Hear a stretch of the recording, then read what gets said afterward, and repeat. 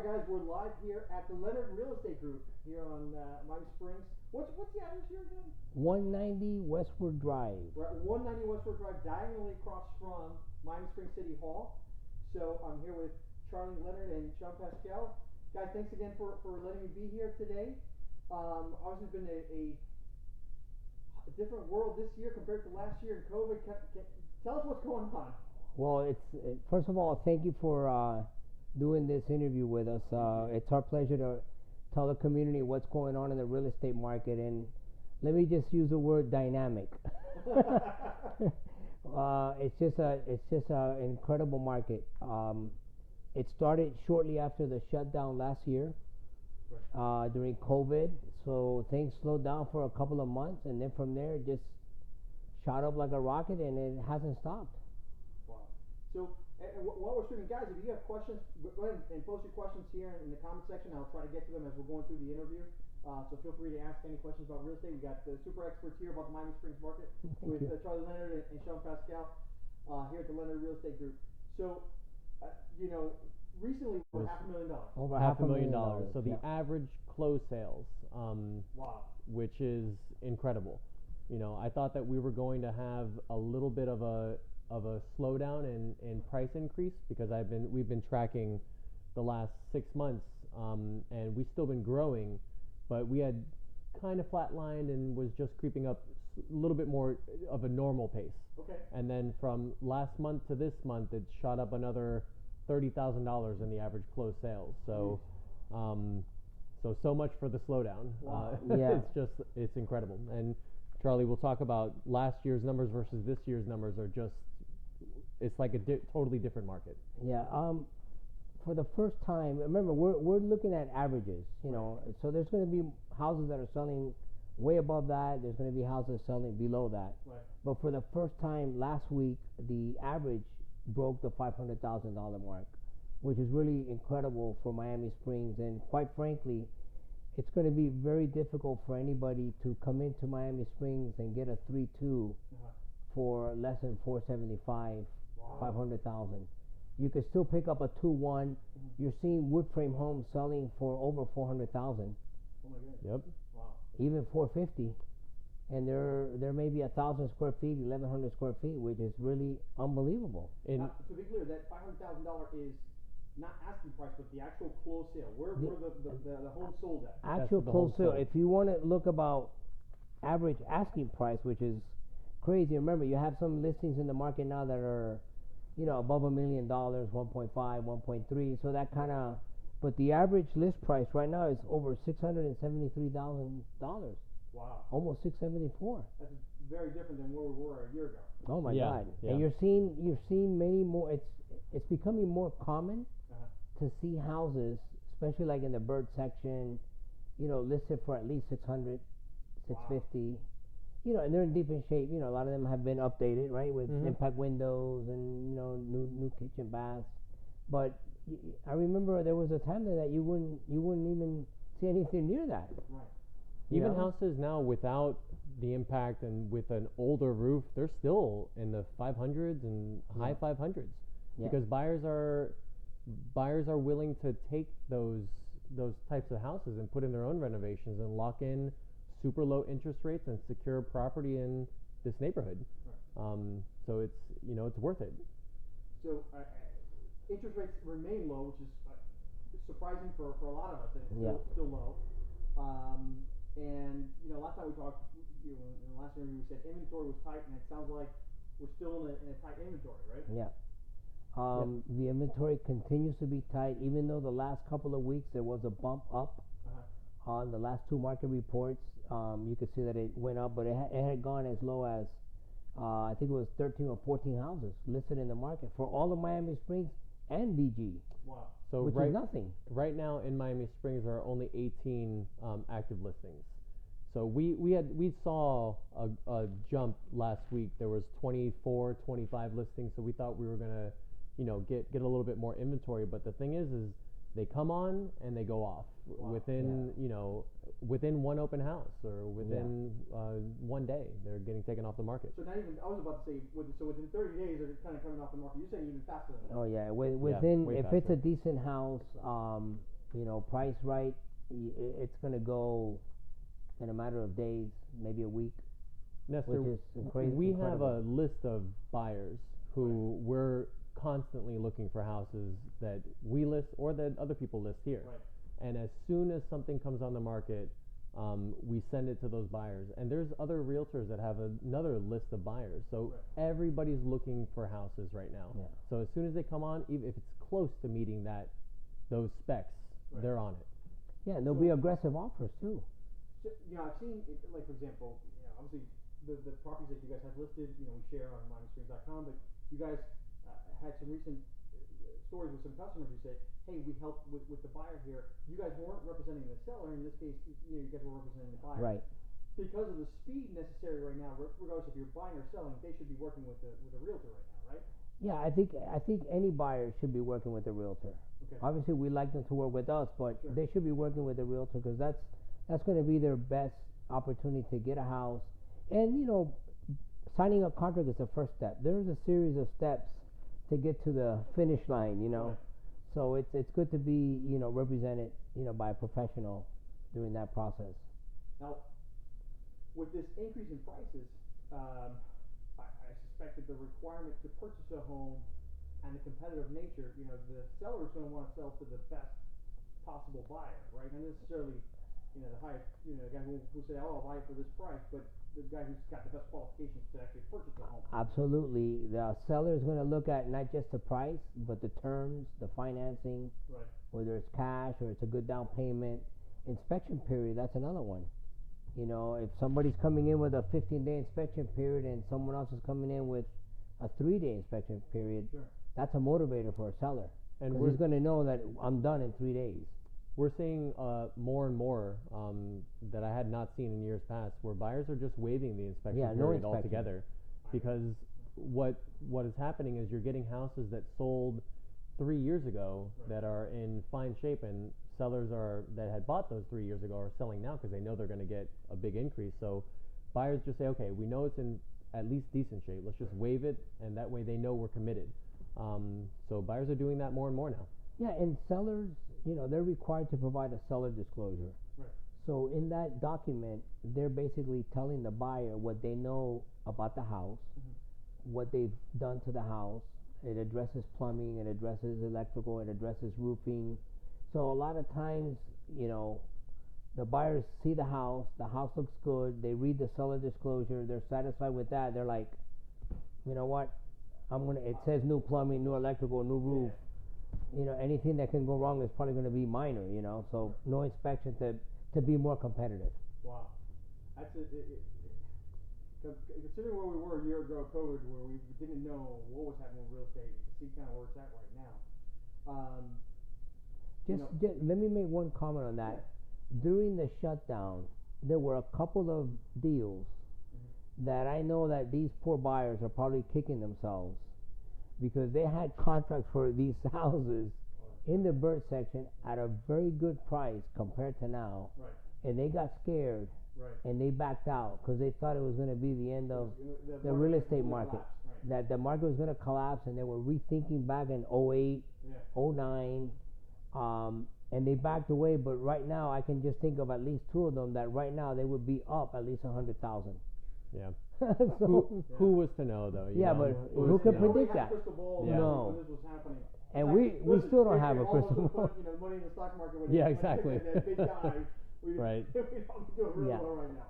There's no crystal ball here. We just, Man, I'm looking at do our best. I'm looking at these active numbers. There's only 4 listings right now that are under 450,000, and they're all, one's a wood frame home, another's a wood frame home, another is a very big fixer-upper on Westward Drive, and then after that, 549 and up, everything, every active property. Now, let's talk about that. I remember, well, let's say when we first started doing these interviews, and we probably started this over a year ago, or a year and a half ago, maybe 2 years ago, and we said, hey, kind of starting price, you can get kind of fixer-upper in the 300 range, pushing up to 400, but a Those were reasonable the home days. was going to be over 400. Now you're talking about the fixer-uppers are in the 400, That's right. and a normal good home is five. in Easy the five. $500,000 Yeah. range. Easy. Yeah. Wow. Yeah. So the typical house here in Miami Springs is a typical is a 3-2, right? Is it? So what's the average? Let me just read this from my last market report. 24 active listings. Okay. Average list price almost 674,000. Wow. Okay. Average size almost 2,000 square feet. Okay. Okay. Now out of those 24 listings, 16 were over 500,000.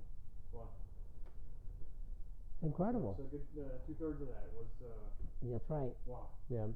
I would say the average though, the average is what, a 3-2, 1,700 square feet? Well, on the sales side, yeah, you're probably the average on the sales side is about 1,600 Yeah. square feet. So you're looking at a 3-2 most likely. So the typical still a 3-2. Yeah, typical a still a typical 3. Miami Springs home, but we're saying, hey, these are now going for over $500,000. Yeah. Yeah. Yeah. Out of curiosity, what are 4-3s going for? Oh, they're in the They're probably in the sixes. upper 5, 6 Yeah. for sure. Wow. Yeah. Now, I want to make a comment about these high price homes. Yeah. So we know that houses are flying off the market, but there's a point in which buyers are not willing to cross that I can see. Well, certain buyers. Certain buyers are not willing to cross. Like, I know that sellers know that they can get top dollar for their home, Right. but still you do have to look at a reasonable price. For example, the highest priced property is $1.5 million. But this property's been on the market 500 and some odd days, almost 2 years. Right. So there's a limit to where you can reasonably price your home and expect a buyer to come in and go for it. Some sellers are just they're in no hurry to sell, and they're That's true. saying, listen, if I get that kind of money, then I'll Sure. sell. Yeah. So you have some of that. Right. But yeah, the other thing is that the higher priced home, the less amount of qualified buyers. Right. It's just like when you go to the automobile dealer. Yeah. There's going to be many more people that can buy, a lower end Toyota versus a high end Mercedes. Sure.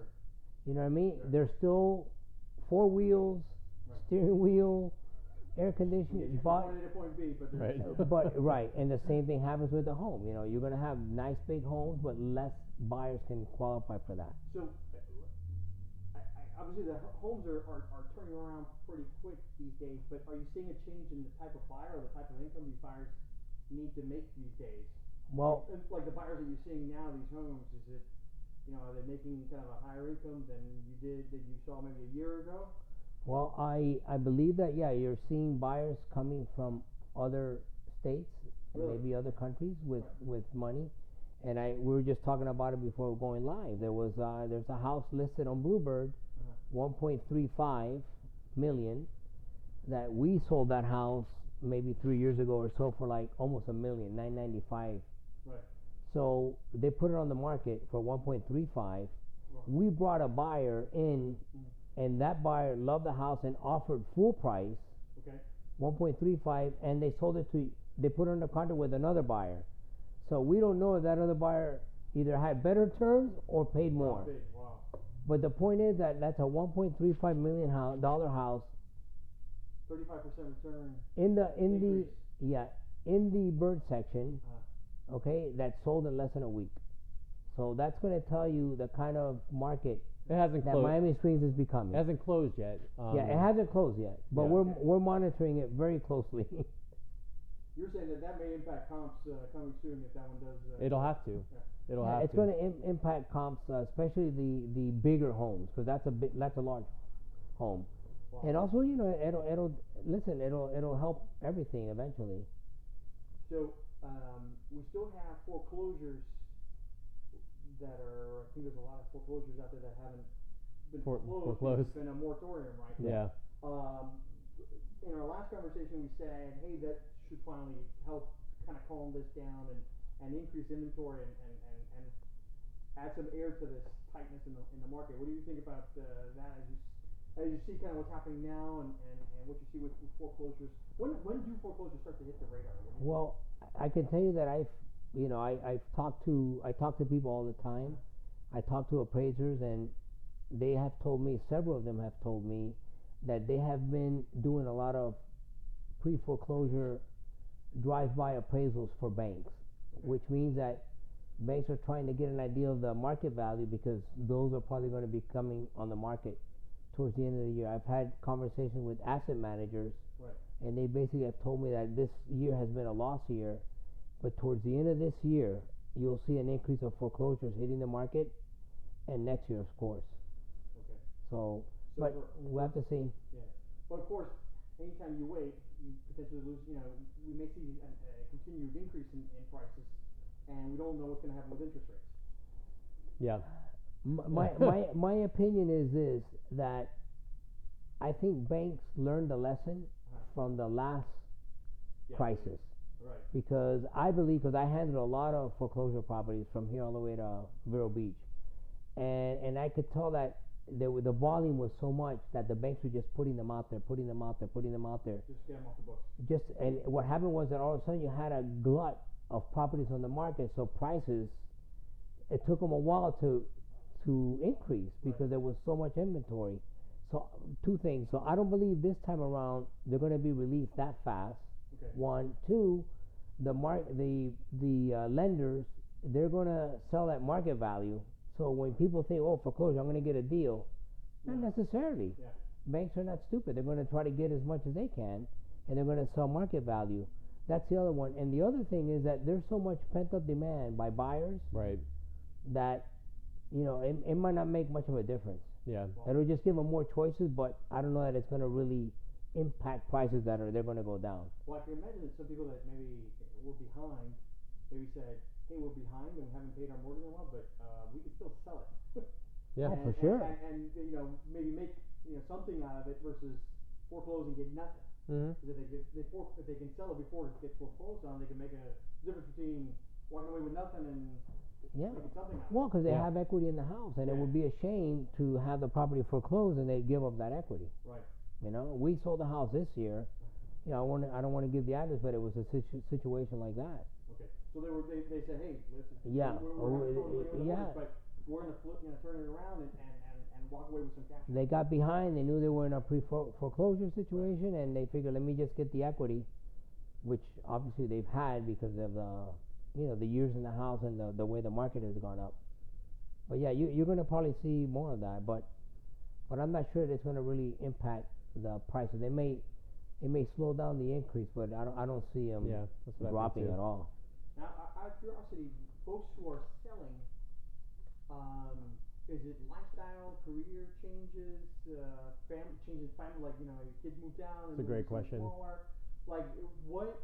What I'm People have to move for all sorts of reasons all the time. But is there any trend right now that you're seeing in terms of why people who are moving? There's only a few reasons that I'm finding that people are selling right now, because you still have to buy or you have to rent.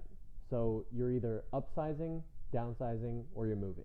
Okay. You have a new job or something like that. Those are the three Leaving big the area, reasons. Yeah, those are the three big reasons that you're selling right now. Or you see the equity is there and you're making a financial decision to take it. So you're cashing out and maybe You're moving cashing out, forward. and you're just you're going to rent for a year and figure it out. Which we have seen.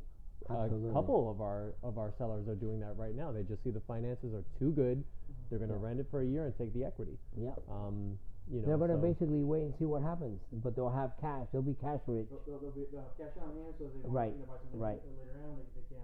Yeah. Yeah. But you know what's happening too? That the rental market is shooting through the roof.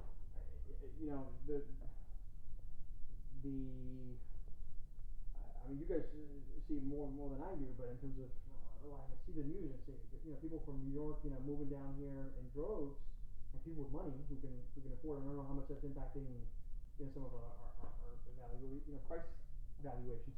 But we talked last time also that you saw folks in condo world moving more to hey, I want to get out of a condo and live in a home. It's probably too fresh, and we're all sensitive to what happened Surfside and the pain that folks in that area. But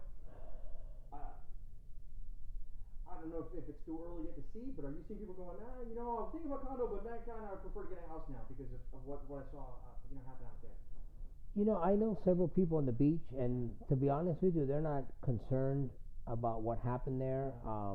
You know, with their at least in their particular building, they feel that it's been properly maintained and all that. You know, I don't live in a condo. I've never lived in a condo. I have a daughter that lives on a, I don't know, 38th floor or something. So I would never live in a condo. But if I owned a condo on the beach right now in an older building, I would put on the market before all these investigations are done. Because you hear, you know, a lot of rumors and you hear different stories from engineers and this and that. So they're saying, yeah, it could be deferred maintenance and the concrete and the rebars. But I've heard others say, listen, it could be part of, you know, sea level rise and subterranean, you know, water erosion intrusion coming in from the beach. So if they determine that that's part of the problem, how do you solve that? And at what cost? You know what I mean? I mean, it's one thing that, okay, we're going to fix the building up and it costs X, but if it's caused by sea level rise and erosion, subterranean, whatever you call them, flows under, that's like a friend of mine said, that's a horse of a different color. I don't know. It all comes down to, and the truth comes down about what happened there. Yeah. You know, I mean, it's a tragic. I think it's definitely, it's already affecting the market because I'm getting calls about a property that we represent as a rental. And it was rented out last December. And I got a call recently from somebody who saw that it had been rented last December, and they called me last month asking when it gets back on the market in December or when it gets close to the turnover, please consider me to move to be your new tenant in December, 4-5 months away. And she was telling me that the reason why is because she lives on the beach and she can't sleep. She's living in a condo and she can't sleep, and she is just trying to find a home, a single family home that she can move into. And I mean, it's for some folks it affects their psyche. Oh yeah, for sure. I mean, it's it a terrible tragedy. One of the things that I heard that the demand, and this is some news story, and I don't forget what the source was, so I apologize for not getting the source right. But it said that there may be more gentrification happening on the beach in the sense that all the new developments, people think, oh, that's fine, it's brand new, and those are the much more expensive ones. The older ones, let's call it that the middle class can afford, people are going to go, oops, I feel a little bit afraid of that, and that those may eventually get torn down and just be replaced by these, you know, kind of $1 million kind of or really high-end, richer condos on the beach, and it's going to change the kind of mix of what's on the beach. Well, I'm going from MiamiSprings to the beach a little bit, but it's kind of it's been in the well, news. you know what happens that a lot of those older buildings on the beach, not only are they older, but they're not as big, they're not as tall. So now the highest and best value may not be a 20-story building. Now they can maybe build a 40-story building. So imagine the value of that piece of property on the ocean. And the cost if you're renting these, they put an assessment, and now every owner's got to put up. You know, I didn't know about this. What if I own a condo now? I pay another $30,000 for repairs? Holy cow! You know, you get a surprise bill like that, and you're like, oh my God, the board's going to be allowed to pay for this. Well, I heard news reports that the building that collapsed, they were special assessments of between 100,000 and 200 per unit. Wow. I mean, that's a big number. Yeah. If you have a you bought a $500,000, $600,000 condo, so you get a $100,000 assessment. It changes your whole what my value is. Listen, and your maintenance, your monthly maintenance fees are not cheap. I like to keep my feet on the ground. Well, that brings and go to the beach when I want. Like to live in Miami Springs. That's why Miami Springs is a beautiful place. Oh my God, we're 15 minutes. So I'm going to go off topic here. So I took my daughter for her first driving. She's got it restricted, and says, hey, let's go drive on the highway. And so we just took, it was at night, and we took the 112, just due east, straight to Miami Beach, hit the Eden Rock, turned around, and came on back. Nice. But it's a 15-minute drive from here to there. It's just 15 minutes to get from here to Miami Beach. It's so easy. And when you leave the beach, you come back to paradise. You come back to paradise. You're not in crazy land. But Tree City, USA. I mean, tranquilo, nice and peaceful. And you have your Milam, you have your cozy corner. You know, everything nice and quiet here. Yeah. And I love that they're redoing. They're really putting a lot of effort into getting that Milam's done. I had spoken to Christy over at Milam's, and she said that we've been dying to work on this project. They had the plans all drawn up more than a year ago. and so they're super excited to finally get Yeah, it going. it's gonna be nice. And, Yeah, it's gonna be nice. oh, great, because if you look at some of the other mountains. Oh, forget about it. There was a beautiful. big difference. Yeah. So now we'll have the newest and freshest. Yeah. Yeah. Well, the people there are great. So now the building will match. Yeah. Yeah. Guys, so we talk about this all the time. If you're looking to buy or sell, you got to work with a realtor. In this kind of market where things are going this fast, there's a lot of highlights that we hit. Any other kind of major highlights you guys want to hit on or kind of reinforce with our audience? It's if you're a seller and you have plans to sell, now's the moment. The market is good, interest rates are low, many buyers are out there. I myself have a list of about 5 buyers, different price ranges. Yeah. He's got his own list of buyers. So I mean, it's competitive. You'll sell right away. You price it right, because the inventory is still very, very low. Now, Charlie, here in MiamiSprings, we also have a lot of folks that invest in other properties in other markets, and I know you have an office in Hialeah, and you can expand it and grow a little bit. Anything? What are you seeing happening across the river? Well, Hialeah is a very, very hot market. Hialeah is a great real estate market. Everything sells, everything rents. So we opened a small office maybe a year ago. We're located right on Hialeah Drive. Right. Mari Redondo, she's the office manager broker over there, and she's doing a great job. We've had a number of listings and sales already in the Hialeah office. So nice. Yeah, we're excited about that. But Sean and I are your Miami Springers. And we love having you here, guys. Thanks. Guys, listen, to tell the audience, again, you guys are right here on Westwood Drive, diagonally across from City Hall. Share your phone number. So, if you want to come to our office, we're at 190 Westwood Drive, across from My Little Greek Deli. You can reach me at 786-205-0187. Go onto our Facebook page or Instagram page, and check out what we've been doing there as well. And you can call me directly at 305-726-8416. You can send me a text. So my office number is my cell phone number. So I can't hide. You can reach me anytime you want. Excellent. And the website is? LeonardRealEstateGroup.com. Excellent. Yeah. Well, and you could access all these articles, all our market reports. They're all there on the website. And if you want to receive a copy every Monday, just text me your email address or send me an email with your address, and we'll make sure to add you to the list. Yep. Excellent. Well, guys, thanks again for having us and inviting us to your office, and looking forward to see what the next couple months has in realty here in Miami Springs. Let's do. Excellent. Thank you so much. Thank you, Nestor. Take care, everyone. Thanks.